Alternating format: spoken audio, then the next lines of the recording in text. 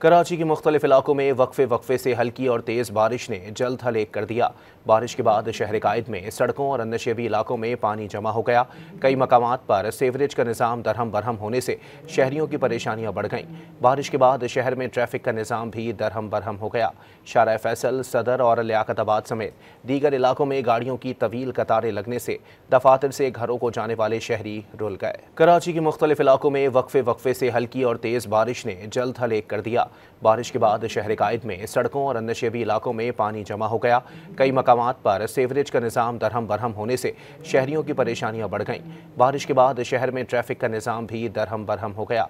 शारा फैसल, सदर और लियाकताबाद समेत दीगर इलाकों में गाड़ियों की तवील कतारें लगने से दफातर से घरों को जाने वाले शहरी रुल गए।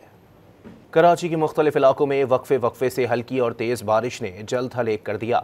बारिश के बाद शहर कायद में सड़कों और नशेबी इलाकों में पानी जमा हो गया। कई मकामात पर सीवरेज का निज़ाम दरहम बरहम होने से शहरियों की परेशानियां बढ़ गईं। बारिश के बाद शहर में ट्रैफिक का निज़ाम भी दरहम बरहम हो गया। शारा फैसल, सदर और लियाकताबाद समेत दीगर इलाकों में गाड़ियों की तवील कतारें लगने से दफातर से घरों को जाने वाले शहरी रुल गए।